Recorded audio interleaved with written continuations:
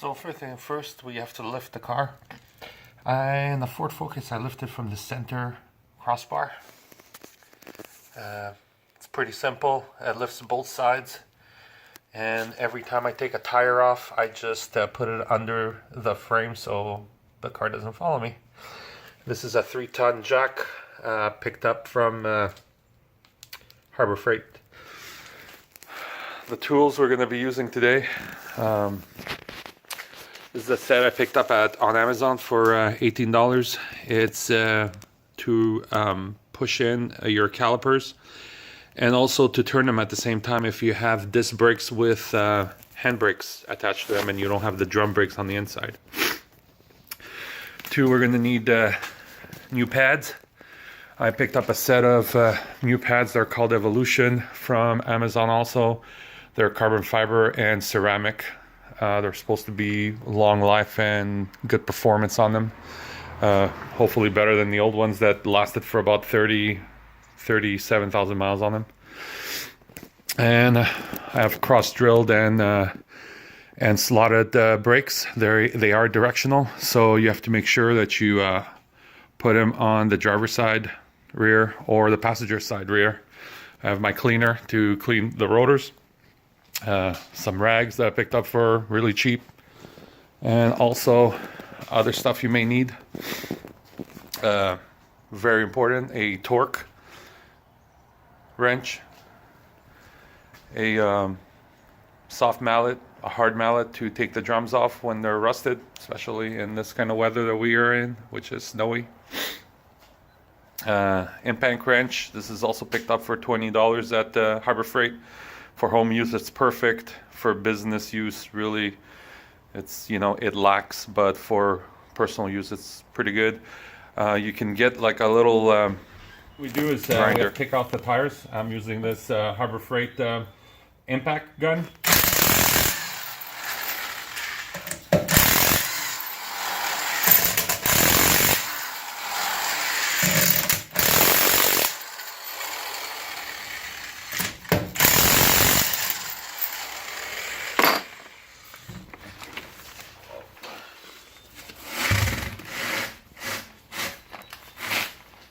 Okay. The next thing we need to take is the little clips right here off. We're going to get a little closer so you can see them. As you can see, the little clips come off. There's one on the top and one on the bottom, which is back here. The next step is to use a 7mm that you can pick up for about $4 to $6 from any auto parts store, and use it with a ratchet. Problem is I don't have a ratchet because I'm a budget kind of guy here. So we're gonna use a little tiny ratchet, which doesn't seem like it's doing the job. So we're gonna use as you can see, it's untying right here on the from the caliper.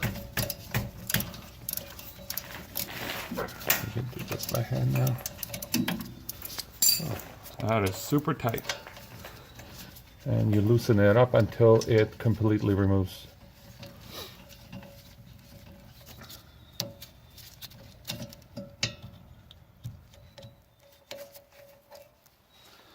And now we do the same on the bottom one.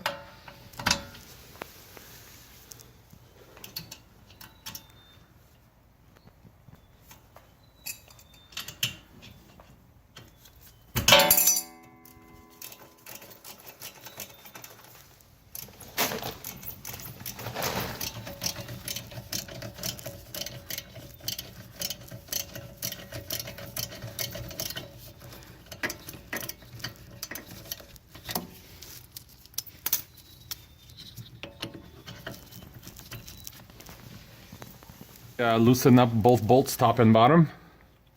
Our next step is to remove the spring that sits right here. And to remove it, you just go under it and lift it up. And same thing on the other side, lift it up, and there is our spring. Once that's removed, this is going to be the hard part. We need to remove the caliper from the brake. pads, but you can press them like you can in the front ones. It has to be removed. It's snug.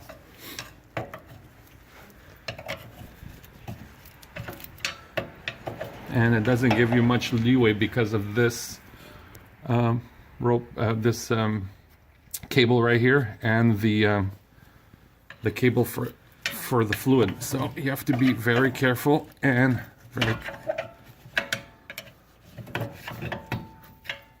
very soft with it, and it comes apart. As you can see, this is the cable for your handbrake, and it's also what cranks it down, and it makes your brakes tighter and tighter and tighter, so you don't lose brake. Now, as you can see, my pads are pretty finished, and we're going to take the rear ones off. And remember, when you take the rear ones off, they have a little spring on it. The spring has to be in the rear brakes. As you also notice, the brakes are different heights, front and back. This means that the caliper stopped moving forward and backwards, so we're going to have to clean that later. All right, our next step here is we're going to need to remove the 2 bolts there in the back that hold the brake plate. One bolt is right there, and the second one is somewhere right there. All right, so let's do that. It's a 13 mil that you need for this, and it's a little bit tight, so we're going to use a second Allen wrench and tap it with an open palm.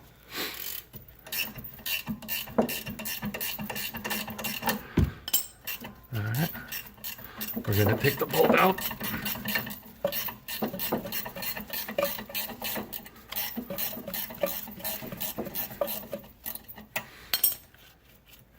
This is not that bad because it's a 2014. If this was a little bit older, there would be so much rust, you would have a lot of fun with it. All right, so the next one here, we're gonna put it in. Same thing, we're gonna put the wrench at the end of it to give us a little lever.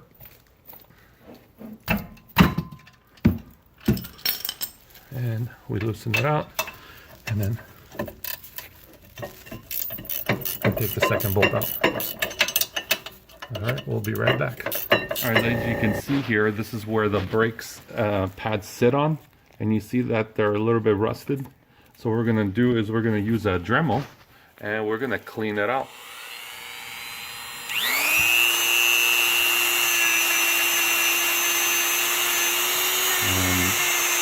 Both top and bottom needs to be cleaned. Alright, let me clean this and I'll get back to you guys. You can see now we've cleaned up wherever the pads are sitting through. So it's nice and smooth. I use a Dremel with a soft brush on it. And second, what we're going to do here is we use the anti-seize, bolt anti-seize. And we're going to put the bolts in where they're supposed to go in, just to make sure that they are nice and smooth. And I used a anti-seize thread lubricant, but it's for high heat. You really don't need it. This is for spark plugs, but the brakes do get hot, so it does help a lot. And so we want to put the screws all the way in, take them out, so we can make sure all the threads have lubricant in them.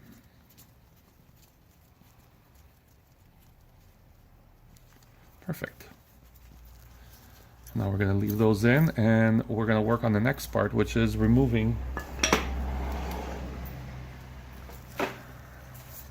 the disc. And the only way you can do that, especially in this kind of weather, is all rusted on the bottom here, so we need to tap it.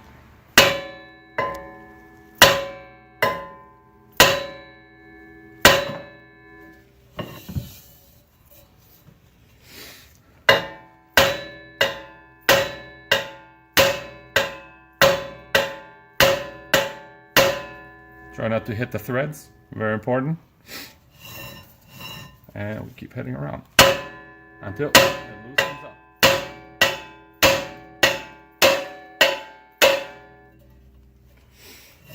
keep going. And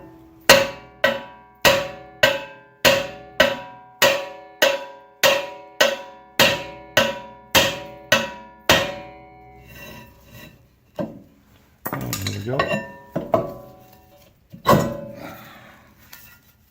It's all rusted. You can see that, all the rust here.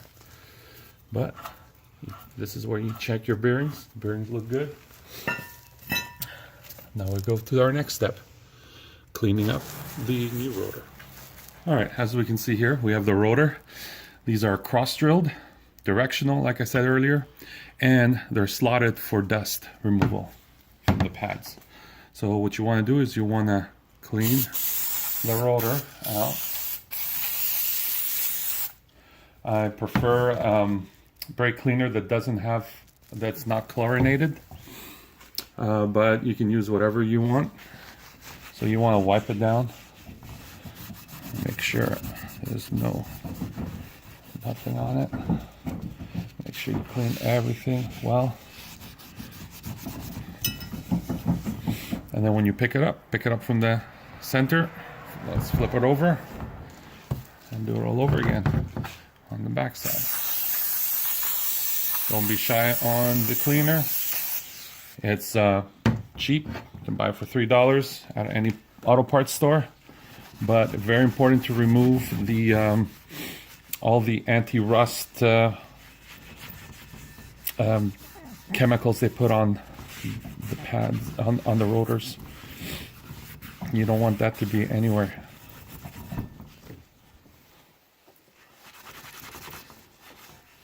All right, so now we're gonna grab the rotor with our, make sure that we have it nice and clean, and we get to put it back on the car.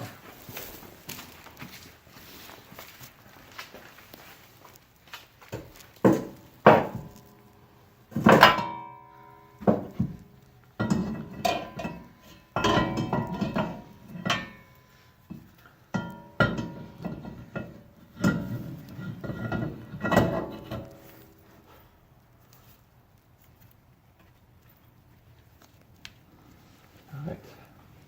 Now what I do, not many people do this, I will put the bolts, two of the bolts back on to make sure that the rotor is nice and centered. That is not good. Stay.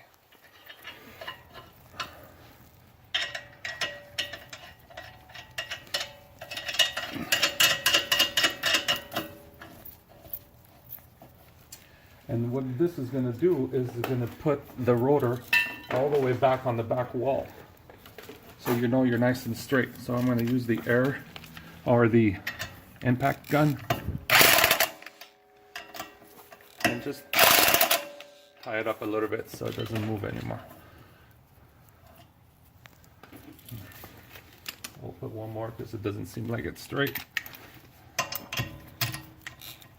You want to always start your threads without the impact gun, very important,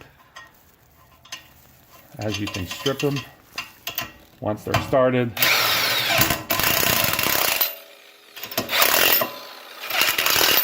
you go. So now the disc brake is in properly. Next step is we're going to put the bracket that holds the pads in. We're going to take this bolts off and we're going to put them on as we took them off. I'll be right back. So as we put the bolt in here, you want to tie down, but you don't want to go crazy on the tie down. You want to use the same amount of force you used earlier to remove it. So we're going to put the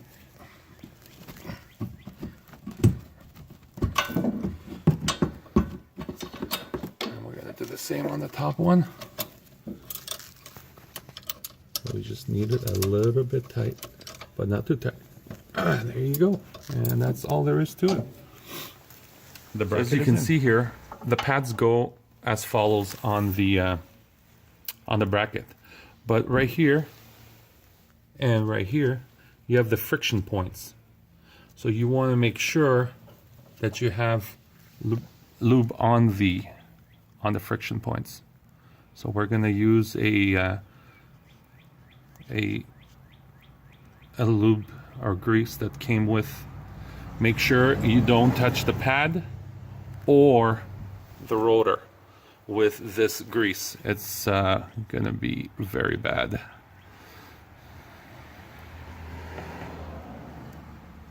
So we're going to put the grease here, and as you can see, once I put my pads on, they can slide really nice and smooth. Now we're going to grab the rear pad, and as you can see, the rear pad has the spring, very important, and we're going to do the same thing. We're going to put the grease on all the components that touch. Again, it doesn't matter the back of the pad. You don't want to put any kind of grease on the actual friction part of it, which is this part right here. All right, once that's done, you want to do the same thing. Slide it in place, and you can see now your pads are in. It's as simple as that. All right, as you can see, this is the tool set that I told you that I paid $18 for, and each one of these is a different style for a different kinds of cars. As you can see from my car, I have the two notches in, and as you can see, my piece is the M piece, and it should fit perfectly in here. There you go. Now, while I say this, what we have is the tool that we're going to be using. This tool has a left hand side and also a right hand side with an RH on it. So right now we're on the driver's side, which is the left hand side. So I use my piece that I'm going to be using against the caliper, and we pass it through. And on the other side, we're going to bring it down a little bit. Oops, opposite direction. This is the backwards. We put the piece on top like this. Right, and we put it into the caliper. So we're gonna put the piece in the caliper. I'm not sure if you can see this, but you see how the caliper fits in, and it fits perfectly in. And then what you want to do is you want to tie it up against the top, so you have no play in it, like so. Next step is we take an adjustable wrench and you grab the top of it. Once you grab the top of it, you can now easily turn the top, and as you can see, the bottom is going to be turning and going down at the same time.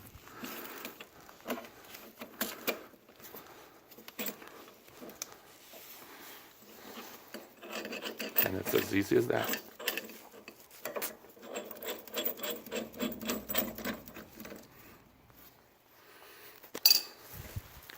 So we keep turning it until it goes all the way down. As you can see, it's now all the way down.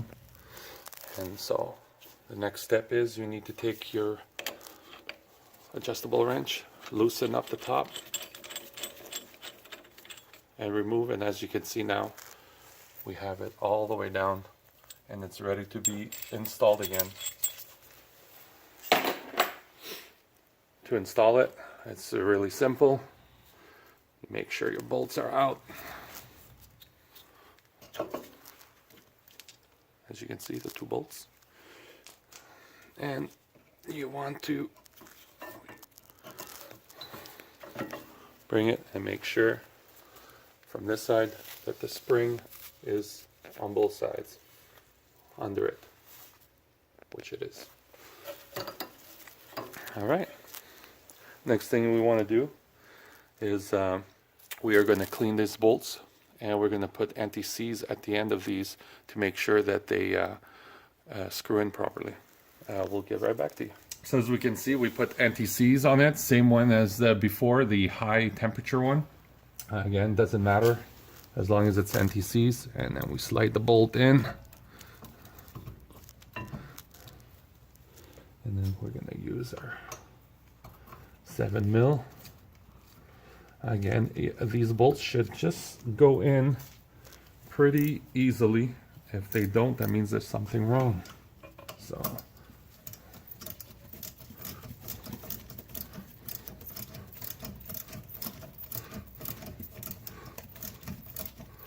again, these are for the calipers to slide on back and forth, so they don't need to be super tight. See, as your calipers will move back and forth as they get tighter and tighter. So we're going to put the next one in here on the bottom hole. Make sure that we're properly in. And we're going to tie it down. I can feel that it's going in. I'm going to use our little mini ratchet. I would suggest you have a 3/8 ratchet, would probably work better. I don't. I'm a backyard mechanic, only on my cars. So we just tie it by hand. They don't need to be super tight. And that's it. Now, as you can see, there's a little play in here. It's because the caliper is all the way in. So our next step is to put the little spring here. So what we do is we put the top in, and then we slide the bottom one in the hole, and then our gloves get stuck. And what I would do is I would make sure that they're all the way in, so I will push them in with a screwdriver, and that should be nice and tight. We removed the bolts that were holding up the disc brake, and we're going to put the wheel back on now that we made sure everything is tied down. This is a good time to check if your shocks are leaking or if there's something else that's damaged. At this point, everything looks really solid. This is a 2014, so it shouldn't have too many problems. And we put the wheel on. Put the wheel on. You want just to put it in, put your foot on the bottom, and then put the bolts in by hand. Very important. You don't want to put any bolts in with an impact gun until you've put the bolts in at least in their thread. So we're gonna just throw them up a little bit.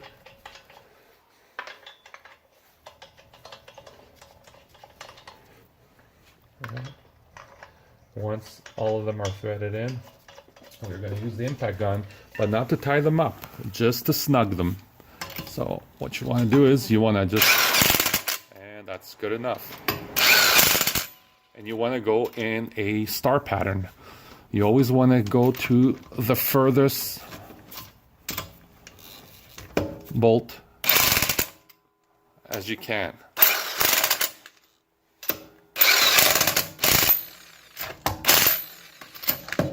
Again, in a diamond shape, in a star shape. And now we're going to need to torque the wheels. You don't want to tie them down with an air gun, as it could become too tight. So now that we're done, we're going to lower the vehicle.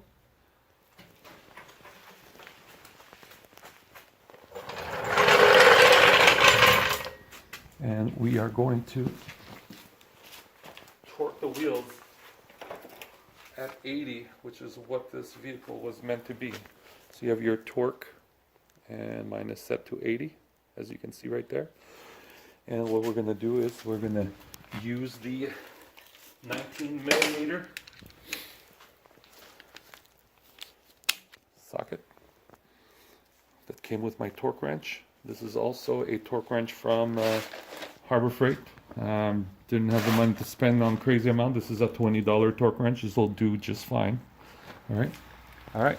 So now we're going to take our torque wrench and we're going to tie it down until it clicks. If it clicks, that means that it's in the right torque. And again, diamond shape, so you want to go as further as possible. And then here. And here, the last one. I always go through them again just to make sure, but usually my torque wrench is pretty accurate. Every car has a different torque, so 80 is for a Ford Focus, but it could be 100, it could be 65, it depends on your vehicle. It's very specific to vehicle. And that's how you change your rear brakes. I hope you found this video helpful for the rear brake change on a Ford Focus 2014. On our next video, we're going to do the front wheel brakes once they wear out. At this point, I would please click on subscribe below and watch for new videos.